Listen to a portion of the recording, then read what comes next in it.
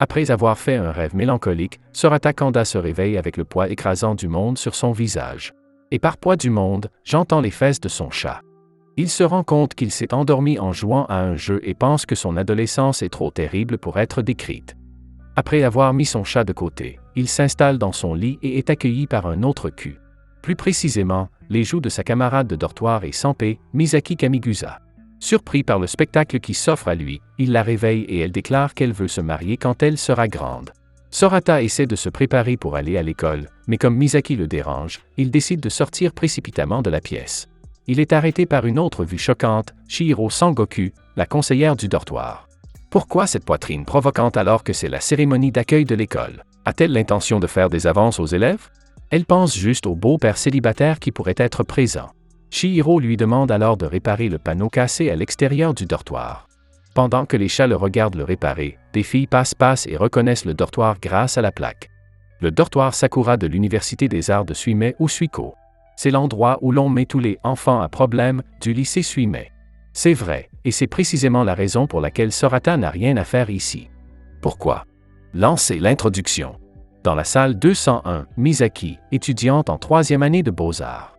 Elle a conçu, animé, écrit et édité son propre anime, qui a été commercialisé et a connu un succès retentissant. En gros, elle est douée mais a des qualités d'extraterrestre. Elle aime aussi déclarer ses désirs charnels au monde entier. Dans la salle 103, Jin Mitaka, étudiant en études générales. Il est le scénariste de l'anime de Misaki et un homme à femme bourgeois bien connu. La reine des courses demain, la femme de bureau ce week-end et la jeune épouse la semaine prochaine. C'est un playboy bien établi. Bien sûr, le dortoir est surveillé par des adultes. C'est là que le professeur d'art Chihiro entre en scène. Dotée de qualités d'Amazon, cette censée trentenaire est à la recherche d'un mari. Elle n'a que 29 ans et 15 mois. Ensuite, dans la salle 102, Ryunosuke Kazaka, étudiant en 2e année d'études générales. C'est un programmeur qui a déjà des contrats avec de grandes entreprises. Il a créé le programme de messagerie automatique Med-chan, qui est aussi son seul lien avec le monde extérieur, grâce à ses qualités d'ermite. Enfin, le résident le plus ordinaire de Sakurasu, qui habite dans la chambre 101, Sorata. Il s'agit d'un étudiant en 2e année d'études générales, au physique moyen, à l'intelligence moyenne et sans aucune qualité remarquable. Chihiro lui dit au revoir et lui donne rendez-vous au déjeuner. À l'école, Sorata et ses amis Deshi Miyahara et Nanami Awayama discutent de son objectif de quitter Sakura Hall. En effet, s'il reste dans ce repère de monstres, c'est parce qu'il a un faible pour les chats errants. Tout a commencé avec Ikari, l'adorable chaton qu'il a adopté. Les animaux de compagnie ne sont pas autorisés dans les dortoirs ordinaires. Il doit donc abandonner le chat ou déménager dans le dortoir Sakura. Vous pouvez deviner ce qu'il a choisi. Cependant, après avoir recueilli un petit, il a continué à trouver d'autres chats et s'occupe maintenant de 6 d'entre eux. Qu'est-ce qu'il peut faire? Il ne peut pas les laisser seuls. Deshi pense qu'il est maudit, mais Nanami pense qu'il est si gentil. Attendez. Est-ce qu'elle a dit ça à voix haute? Quoi qu'il en soit, elle lui dit qu'il doit penser de façon plus constructive s'il veut quitter Sakurasu et lui tend un sac de snacks pour les chats. Elle travaille dans une supérette et dans d'autres emplois pour financer son rêve de devenir comédienne vocale professionnelle. Sorata la félicite pour son travail acharné et lui demande si elle aimerait prendre sa place au Sakura Hall puisqu'elle fait les voix de certains des animés de Misaki. Nanami explique que ce n'est pas la même chose car elle n'est pas aussi talentueuse que les autres et qu'elle doit travailler dur à sa façon. Pendant la pause déjeuner, Sorata rend visite à Chihiro à la faculté comme elle l'a demandé. Il l'informe que l'enseigne du dortoir est déjà fixée et lui demande si elle a réussi la cérémonie d'accueil. Le sensei répond par la négative car il n'y avait pas d'homme célibataire sexy. Par contre, elle a échangé des numéros avec quelques hommes mariés très séduisants. Chihiro lui demande alors de faire une autre course pour elle, aller chercher sa cousine, Mashiro Shiina, qui vient d'Angleterre et séjourne avec eux à Sakurasu. Elle lui remet la photo d'une petite fille et le renvoie, en ajoutant qu'il doit aussi aller la chercher après l'école. Alors qu'il se rend à la gare, il passe dans une rue où les vendeurs le reconnaissent et le saluent. L'un d'eux lui offre une croquette qu'il déguste en attendant Mashiro. Alors qu'il contemple la vie et son manque d'ambition, il aperçoit soudain une belle fille aux longs cheveux blancs assise à proximité. Il reconnaît qu'il doit s'agir de Mashiro, bien qu'elle ait grandi, et s'approche d'elle. La bouche encore pleine, il se demande comment se présenter lorsque la jeune fille lui demande de quelle couleur il veut être. Pas un bonjour d'abord? Sorata n'y a pas vraiment pensé. Il ne sait même pas ce qu'il veut faire à l'avenir. Mais Mashiro lui dit de réfléchir, alors il dit iridescent et lui pose la même question. Elle lui répond qu'en ce moment, elle veut être Shiro ou Blanche. Ah, comme son nom. Sorata se présente enfin et explique que c'est Chihiro qui l'envoie. Mashiro dit qu'elle aime son nom, ce qui fait rougir le garçon. Plus tard dans la soirée, Misaki organise une fête de bienvenue pour Mashiro. Tout le monde se régale d'un hot pot, et la sémillante Misaki lui offre un épais morceau d'oignon, ajoutant que si elle ne le mord pas avec précaution et délicatesse, du jus chaud éclatera partout. Allez, tout le monde, sortez la tête du caniveau. Pendant ce temps, Jin, l'homme à femme, demande à Mashiro d'où elle vient. Chihiro répond que sa cousine a été transférée en tant qu'étudiante en art de 2e année. Jin chuchote ensuite à Sorata, estimant les mensurations de la nouvelle fille. Misaki finit par montrer le nouvel anime qu'elle a fait comme cadeau à Mashiro. Mais la voix off et le contenu n'ont rien à voir l'un avec l'autre. Elle admet plus tard qu'elle voulait juste faire une vérification rapide de l'écran de son nouveau film d'animation et demande des commentaires. Seul Jin répond, et le couple se perd dans sa conversation tandis que Sorata remarque que Mashiro le regarde fixement. Après le dîner, Sorata s'inquiète du fait qu'elle doit penser qu'il est un perdant. Sachant que Mashiro est étudiante en art, elle doit être incroyablement douée, contrairement à lui. Il jette un coup d'œil au poster qu'il a accroché à son mur et repense à sa vie ennuyeuse. Le lendemain, Sorata demande à Chihiro pourquoi sa cousine est à Sakurasu plutôt qu'au dortoir. Leur sensei lui répond simplement qu'elle y a sa place. Qu'est-ce que cela peut bien vouloir dire? Elle lui demande alors de s'occuper de Mashiro, l'avertissant sévèrement qu'il doit l'emmener à l'école de façon responsable. Sorata n'a aucune idée de ce qu'elle veut dire, alors il se rend dans la chambre de Mashiro, supposant que s'occuper d'elle consisterait simplement à l'aider pour son premier jour d'école. Comme il se trompait. Il entre dans la chambre après n'avoir reçu aucune réponse et est accueilli par un endroit qui semble avoir été frappé par une tornade. En cherchant Mashiro, il tombe sur son ordinateur avec des mangas à l'écran. Il y jette un coup d'œil, et c'est vraiment bien. Mais l'intrigue est assez basique. Il sursaute lorsque Mashiro apparaît soudainement dessous le bureau. C'est là que Sorata comprend ce que Chihiro voulait dire. Apparemment, Mashiro est incapable de prendre soin d'elle-même.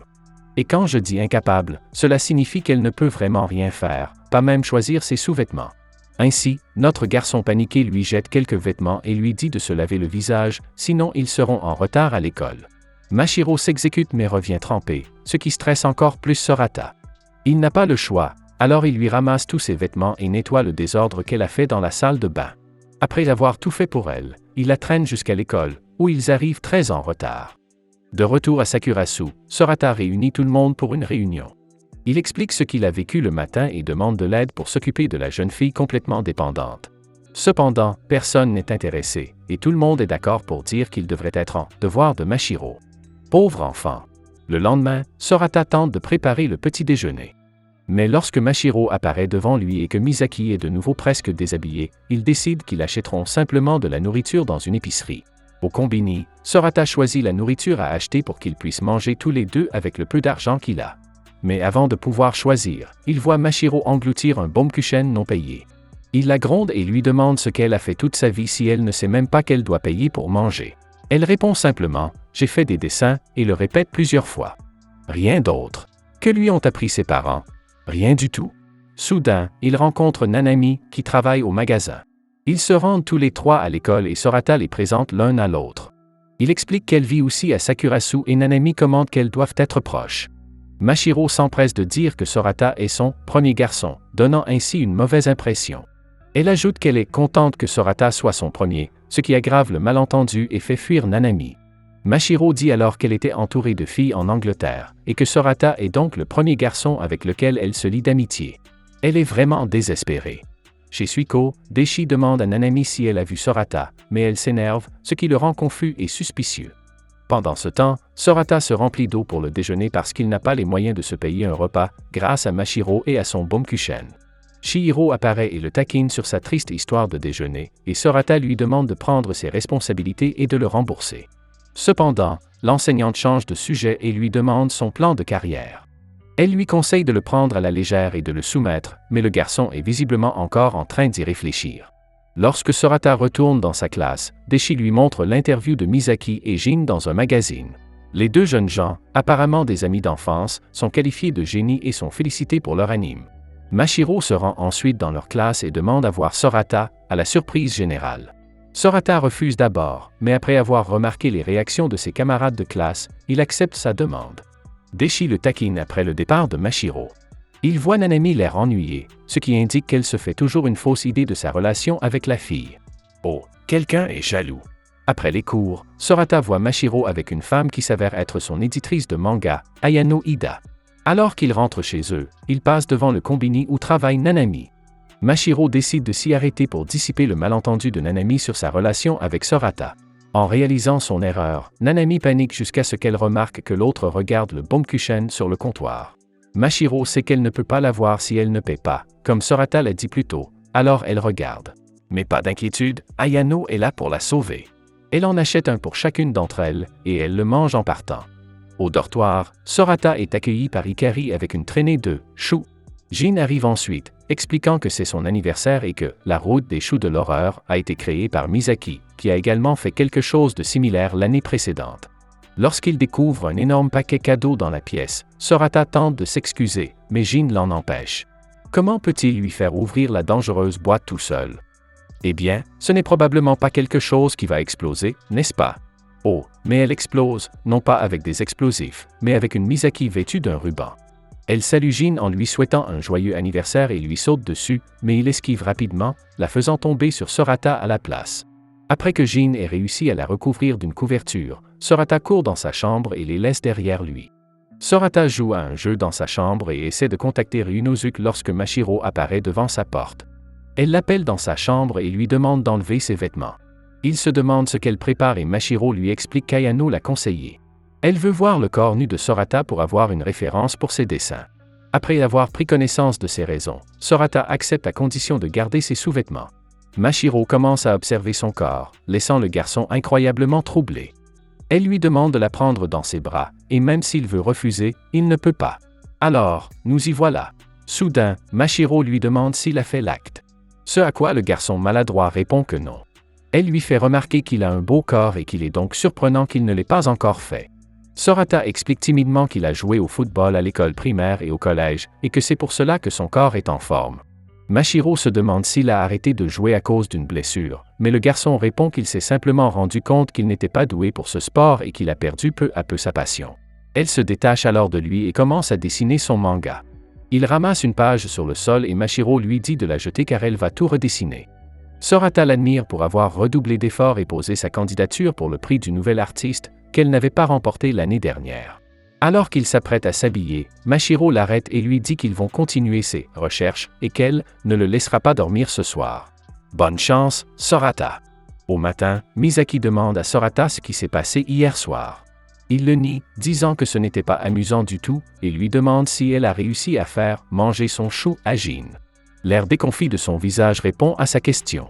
Sorata sort ensuite les poubelles et rencontre Nanami, qui passe par là pour se rendre au travail. Elle le salue maladroitement et il lui demande si elle est en colère, car sa façon de parler change apparemment lorsqu'elle l'est. Nanami nie catégoriquement et lui demande plutôt des nouvelles de Mashiro. Il explique qu'elle est une artiste de manga qui lui donne envie de l'encourager à cause de sa passion. Il ajoute qu'il ressent la même chose pour Nanami, sachant à quel point elle travaille dur. Nanami rougit et lui dit au revoir. Lorsqu'il retourne au dortoir, il aperçoit un livre avec une belle image d'une peinture.